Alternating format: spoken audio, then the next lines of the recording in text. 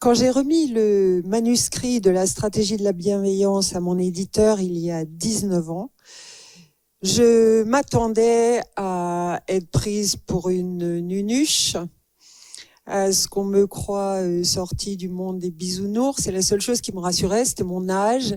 Je me disais, personne ne peut penser que je n'ai rencontré aucune difficulté dans l'existence. Je n'avais pas prévu que ce mot allait susciter un engouement aussi rapide et durable auprès du management, des entreprises qui l'ont mise à la tête de leur stratégie, des médias bien sûr, ce qui m'a fait très plaisir pour commencer parce qu'ils ont parlé du livre, aussi de la politique,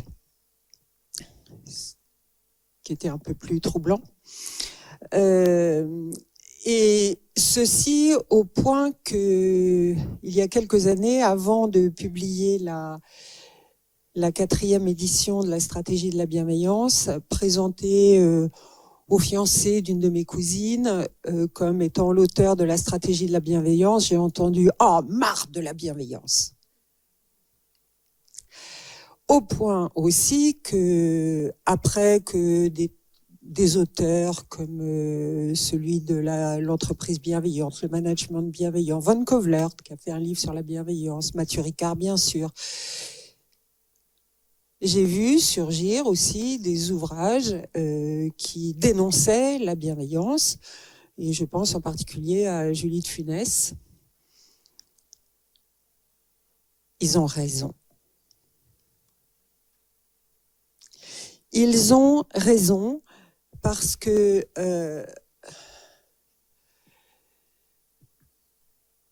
le titre ici, le sous-titre de Benvivo, c'est la bienveillance dans tous ses états, c'est ça?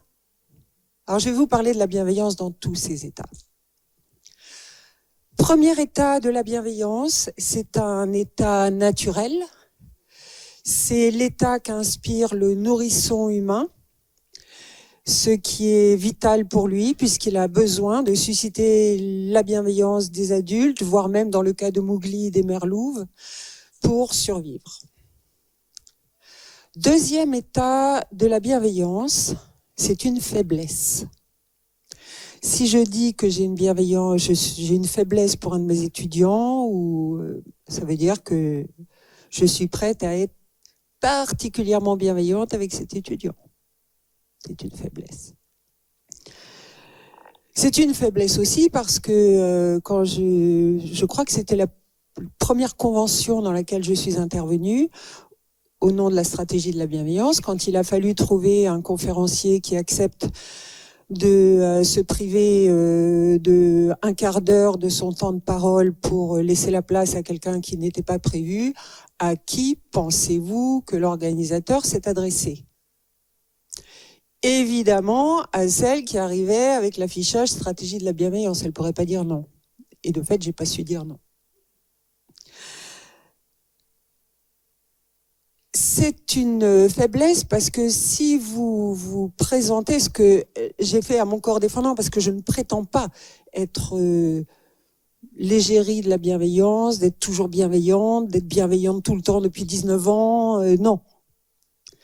Mais si vous vous présentez en disant « moi, je suis bienveillante » ou bienveillant, alors vous êtes devant une alternative, vous serez souvent devant une alternative redoutable. Dès qu'il y a un désaccord, soit vous écrasez au nom de la bienveillance pour prouver que vous êtes vraiment bienveillant, soit tenir et décevoir, parce que vous êtes annoncé comme bienveillant, ça suscite des espérances qui peuvent aller très très très loin. C'est encore une faiblesse quand nous arguons de la bienveillance pour abriter nos lâchetés. Un tel m'a fait du rentre-dedans, m'a impressionné, j'ai cédé, tant pis pour mes responsabilités de manager, de dirigeant, etc. Tant pis pour... J'ai cédé et je dirais j'ai été bienveillante envers lui. Tant pis si je laisse tomber ceux qui comptaient sur moi pour tenir. Premier état, donc, la faiblesse dans différentes configurations. Deuxième état, la tyrannie.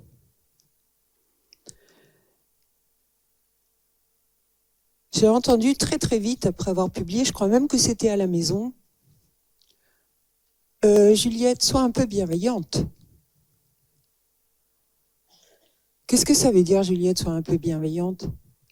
Ça veut dire que je ne le suis pas du tout. Que l'autre est en mesure de dire que je ne suis pas du tout bienveillante et que la seule chose qu'on puisse attendre de moi, c'est un tout petit peu de bienveillance qui serait de lâcher tout ce qu'on me demande. J'ai aussi entendu, Juliette, en toute bienveillance, je veux te dire que... Et là, je sais que je vais prendre un scud. Et puis, il y a une formule qui a été créée par certains de mes confrères et beaucoup reprise et qui me fait mal. C'est moi, je suis bienveillant et exigeant. Et ça, c'est une vraie tyrannie. Je suis bienveillant, je suis dans le camp du bien, et au nom de cette autoproclamation que je suis dans le camp du bien, je peux tout exiger de toi. C'est une tyrannie. S'il y en a parmi vous qui avez entendu cette phrase et vous êtes dit c'est intéressant parce que bienveillant et ne lâchant pas tout, vous l'avez reprise, arrêtez. Arrêtez parce que ça suscite, ça paralyse la personne en face et ça suscite évidemment une frustration, une colère, une malveillance vis-à-vis de vous. Donc vous croyant être l'apôtre de la bienveillance, en réalité vous vous excitez de la malveillance. C'est dommage, c'était pas ce que vous vouliez. Je vous l'ai dit, les politiques, et dès 2007, c'est Ségolène Royal qui a pillé des éléments de langage dans la stratégie de la bienveillance. Je recevais des mails me disant mais elle a perdu alors qu'elle parle comme vous. Et j'étais obligée de répondre oui, mais c'est pas parler comme moi qu'il faut. Elle a fait tout le contraire de ce qu'elle disait. Elle a planté ses partenaires, elle a planté la presse, elle a planté tout le monde. Donc alors, au fil des éditions, j'ai expurgé tout ce que j'ai pu des éléments de langage qui avaient été repris par la politique, mais il y a un mot que j'ai pas pu enlever, c'est celui de bienveillance, même si il a été repris par la première campagne présidentielle de Emmanuel Macron et que ça me plaisait pas tellement que tout ça soit mélangé, même s'il a sorti un flyer, la stratégie de la bienveillance en marche, ce qui m'a pas fait très plaisir non plus, mais bon. Bienveillance, je ne pouvais pas lâcher ce mot. Pourtant, si j'en suis arrivée là, c'est pas du tout que je voulais me faire l'apôtre de la bienveillance en tant que telle. En 2001, je suis dans un cabinet de consultants qui a gagné le plus gros contrat de son histoire. Il a gagné au bluff. Il n'a pas la réponse, mais il a gagné quand même. Le contrat consiste à former les 754 d'une très grande entreprise française du luxe, évidemment à portée internationale, à la coopération. Alors le cabinet a bricolé des bouts de trucs de management, mais a été retoqué par le client et il faut repartir d'une copie blanche. Et moi, le thème me passionne pour des raisons personnelles que je ne vais pas vous raconter ici parce que mon temps est compté. Et je décide de repartir de la recherche fondamentale qui a été faite sur le sujet à l'Université du Michigan en 79, donc 21 ans plus tôt. Un tournoi sur la coopération qui a été très mal baptisé le dilemme itératif du prisonnier. Mal baptisé parce que personne n'est prisonnier en réalité.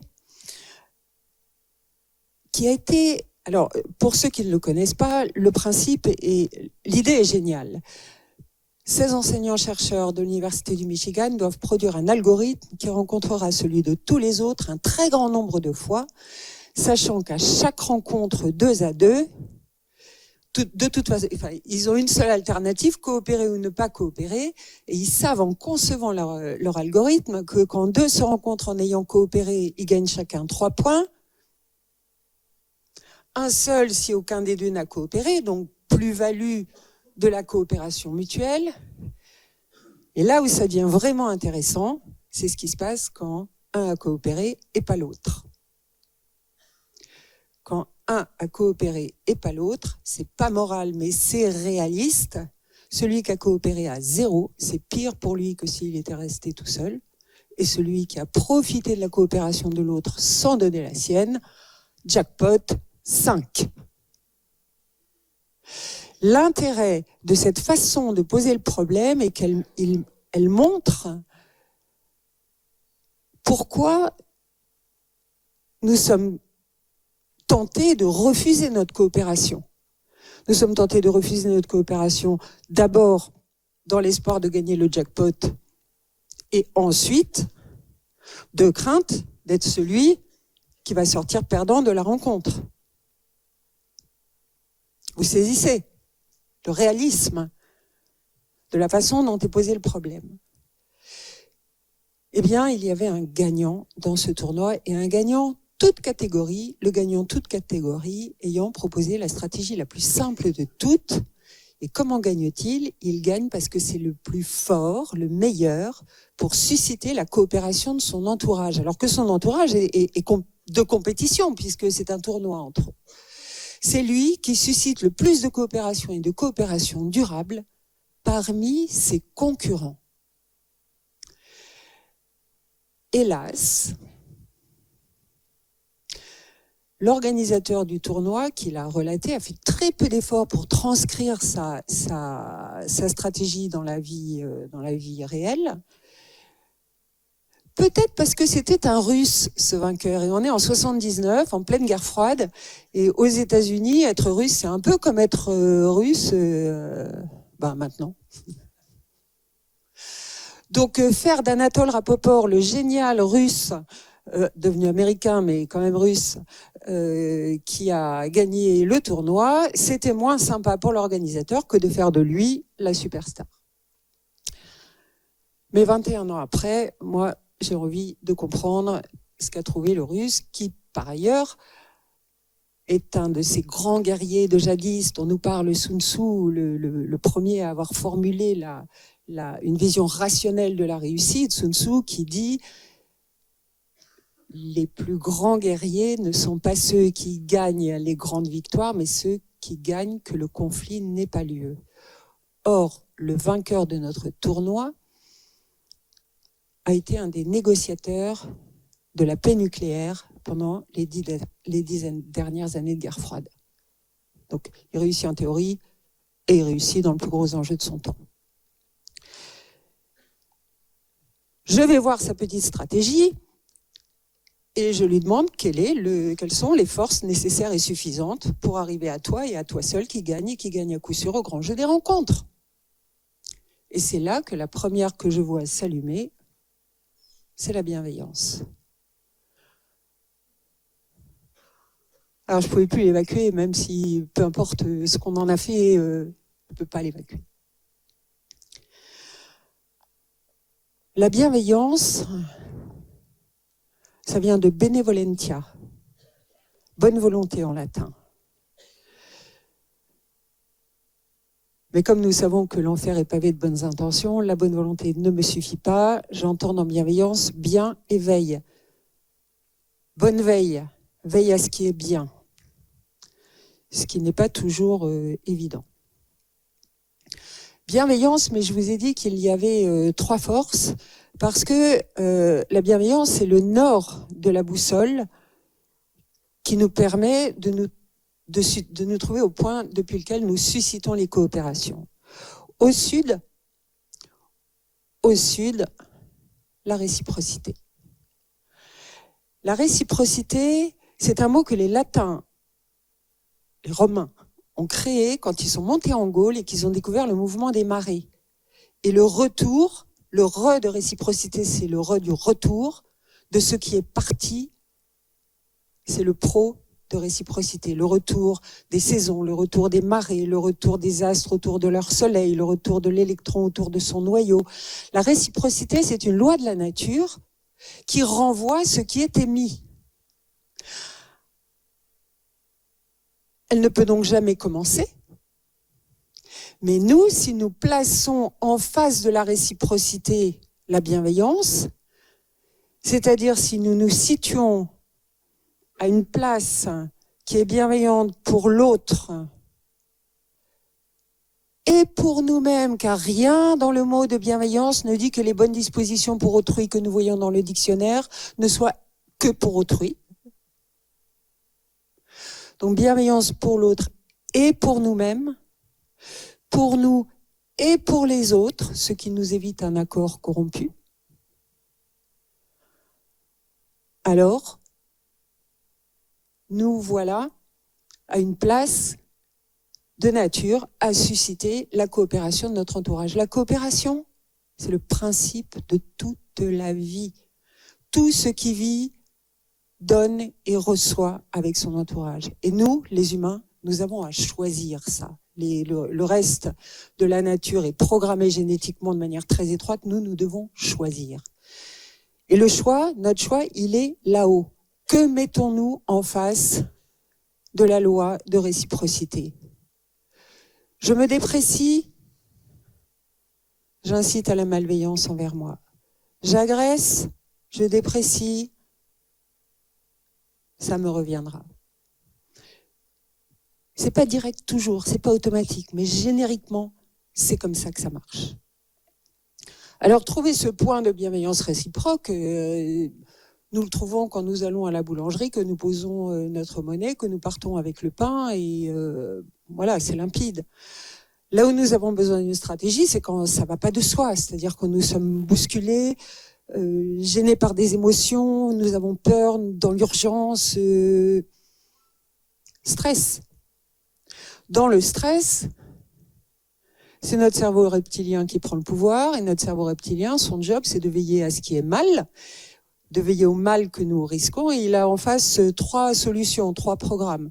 Soit la fuite, soit la menace, soit l'inhibition, je m'écrase.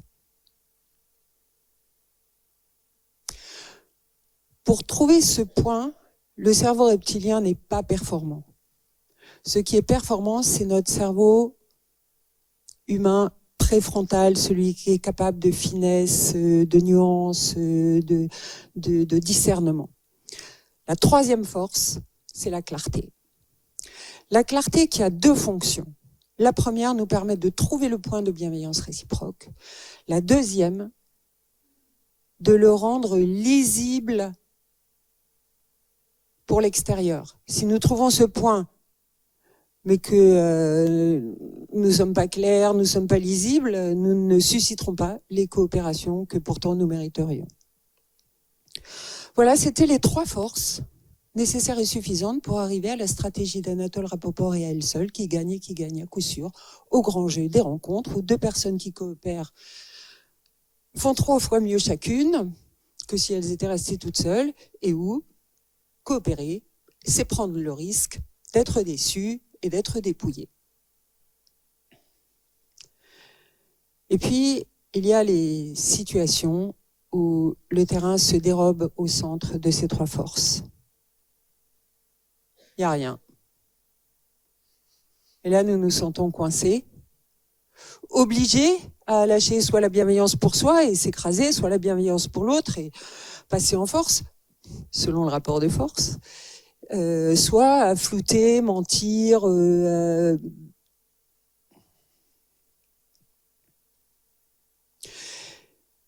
D'habitude, je raconte plein d'histoires. Là, je vais pouvoir vous en raconter très peu, mais je vais vous raconter celle-là, celle de Jacob et Joséphine, fin du 19e siècle.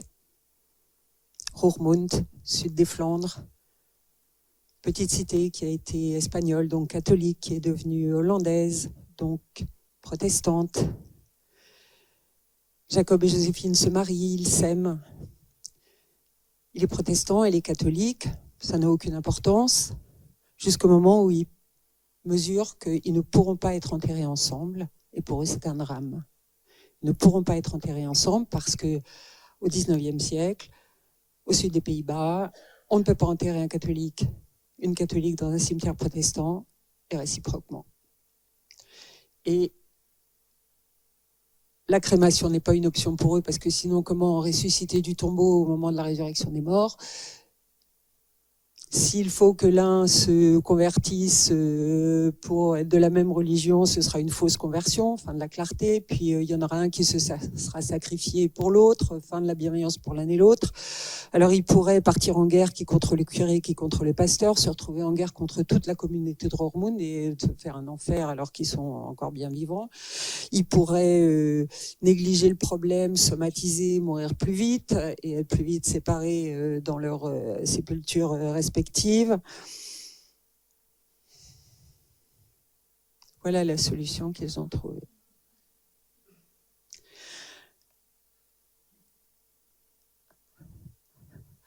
Les trois forces que nous avons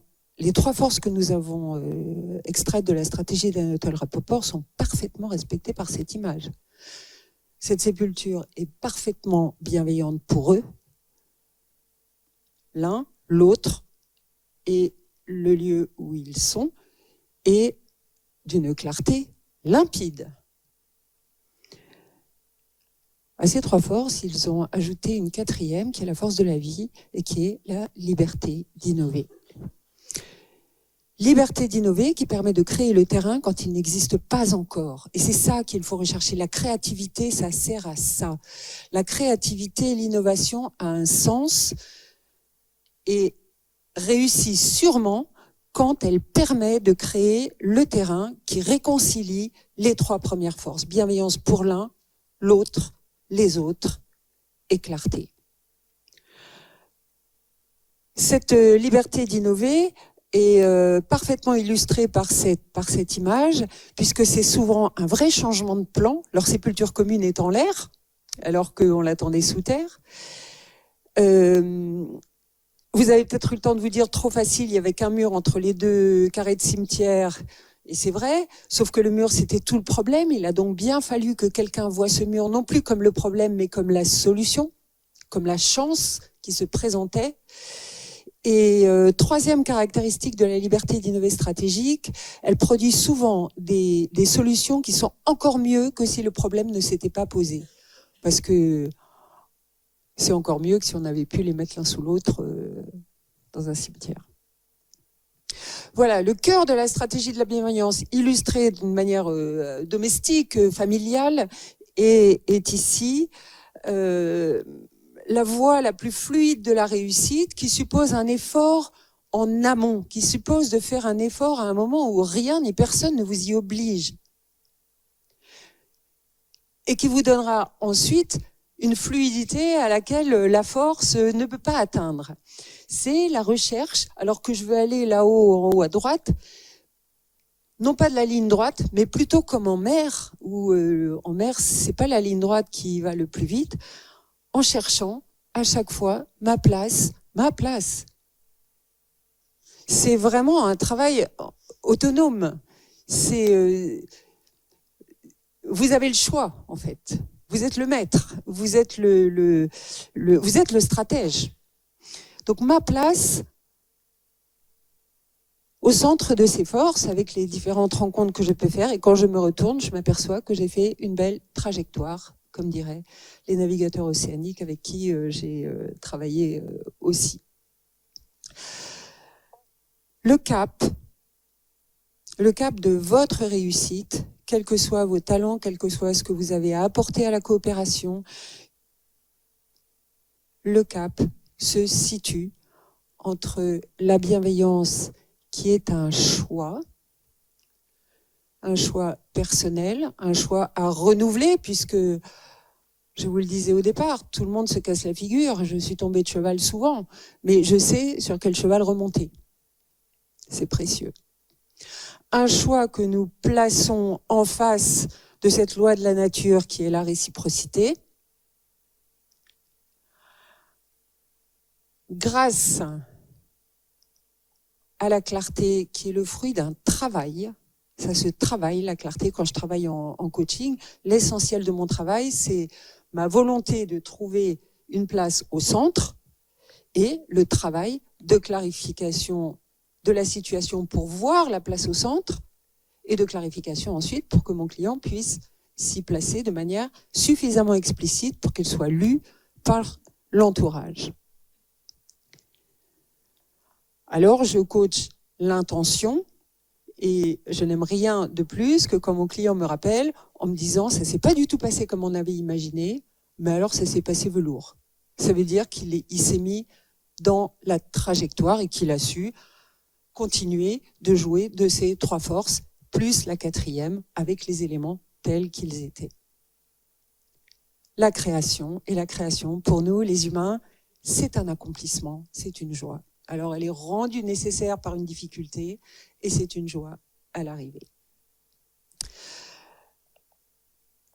Voilà, j'ai 1000 histoires à vous raconter.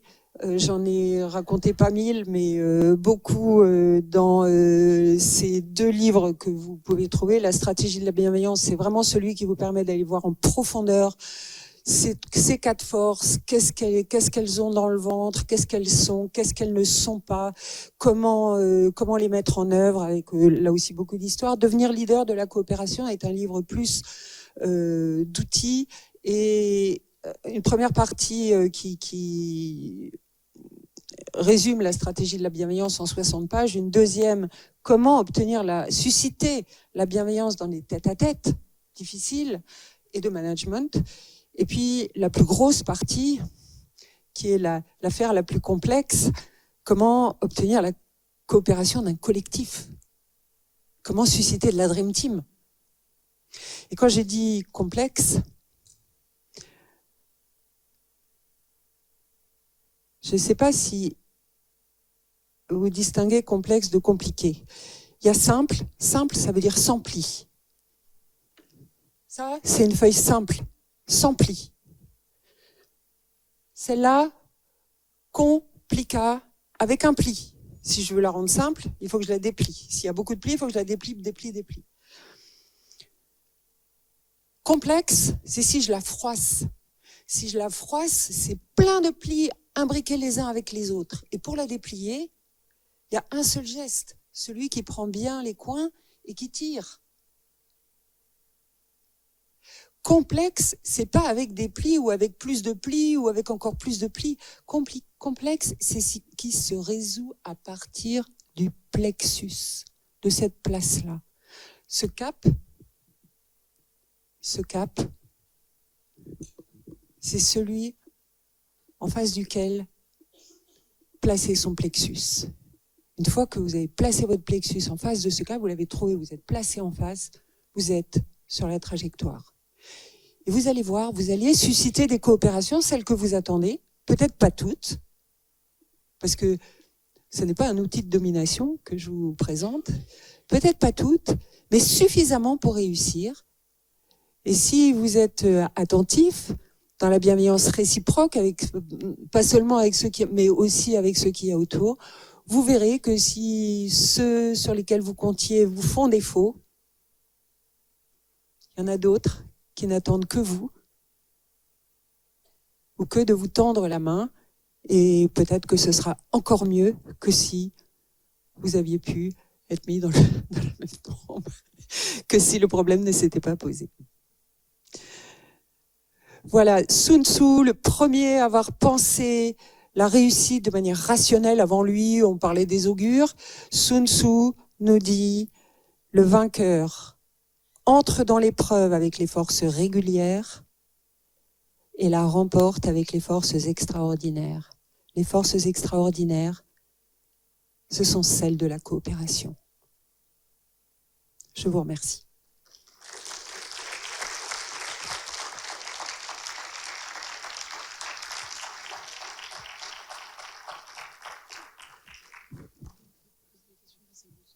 Il reste 50 secondes pour les questions, chic.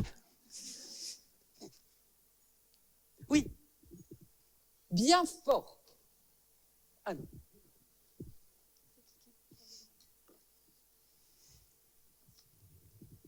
Oui, merci pour votre intervention. Pourquoi en début, donc, vous disiez qu'il fallait dénoncer la bienveillance ? Je ne crois pas avoir dit qu'il fallait la dénoncer. Ce que en tout cas, je ne sais plus comment vous avez dit ça. Il ne faut pas. Je vous dénoncer, mais c'est pas grave. C'est-à-dire pourquoi il faut entre guillemets, Madame Julie de Funès revient dessus. Pourquoi Alors,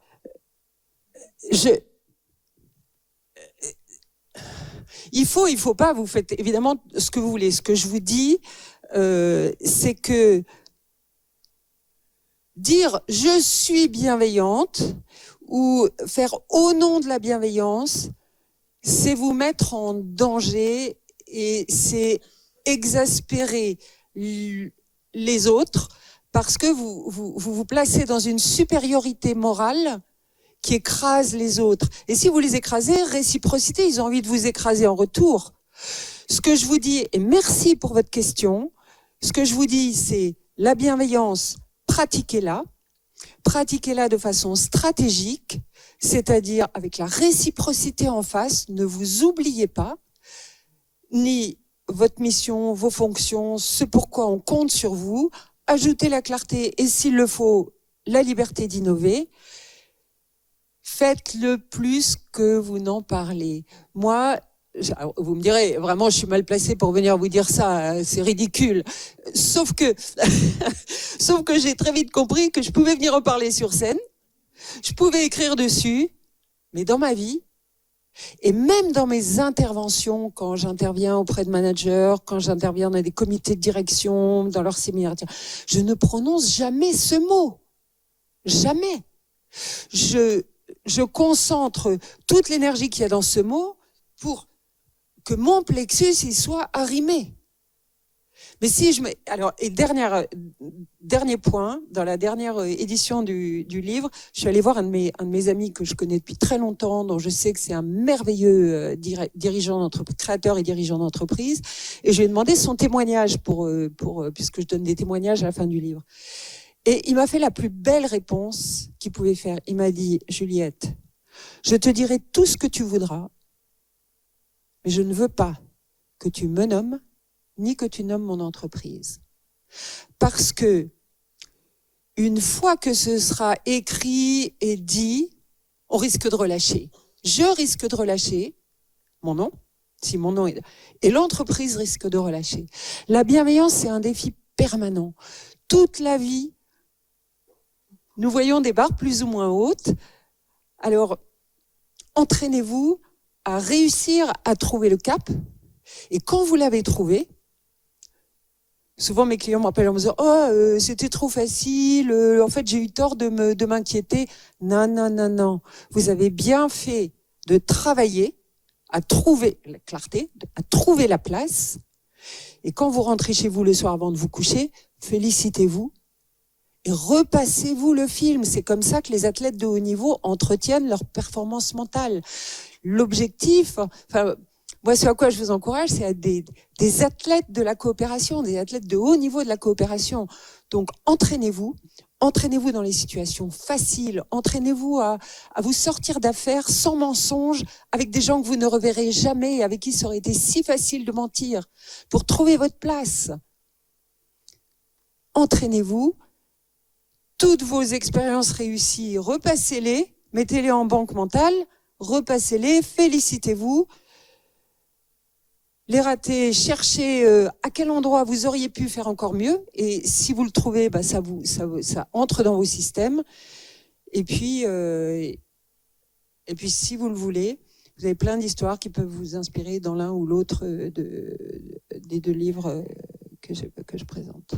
Entraînez-vous avant que ce soit trop difficile pour que le jour où c'est vraiment difficile, vous ayez des muscles, vous ayez de l'expérience, vous ayez du savoir-faire. Merci Juliette. Merci à vous.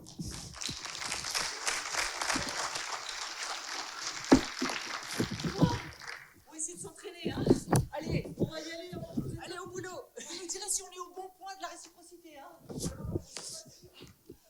Alors, je suis prête. Je vais pratiquer. Allez, c'est bon, j'y vais. Vous savez que Vous êtes d'accord, Madame Juliette? Parce que là, faut... Viens là, viens là. Comme ça, tu mets bien en bon point de la réciprocité. liberté, ça, regarde les gens sans tricher, sans mensonge, bien authentique, sincère. Et sans te mettre non plus hyper haute, là, je sais pas quoi, arrogante. Tu regardes, tu vois si les gens ils ont envie de coopérer avec toi. Tu suscites la coopération, c'est ça? Est-ce que je suis lisible? Oui, il est dans la ligne, il est positif. On m'a dit oui, on m'a dit oui. Super, continue.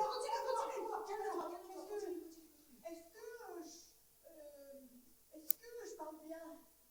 Oui, il faut Toto, tu vois, tu félicite toi-même. Oui, alors, je trouve que je suis pas mal, avec un certain âge, mais ça va. Et je trouve qu'on me regarde.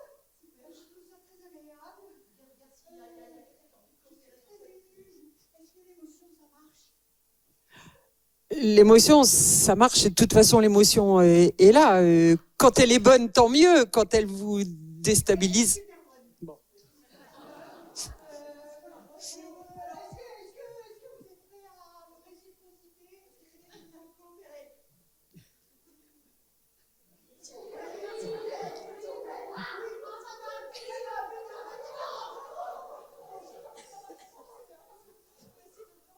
Est-ce que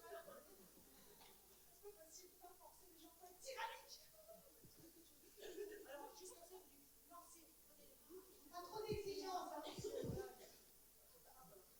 La coopération qui gagne. Alors là, vous lancez jusqu'à Philomène. Si ça arrive pas jusqu'à elle, vous essayez de coopérer pour faire un tour. Il faut qu'on ait un point. L'objectif. Oui, mais en même temps, il faut essayer. C'est des petites faiblesses. C'est un peu moi pour coopérer. Voilà, merci. Un peu de voilà. Qui coopère beaucoup. Voilà. Ben voilà la coopération. Moi,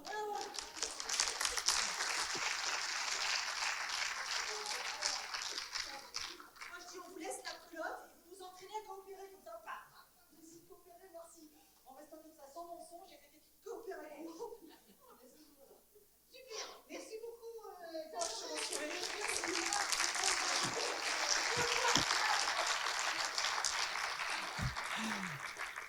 Merci à vous, merci à elles.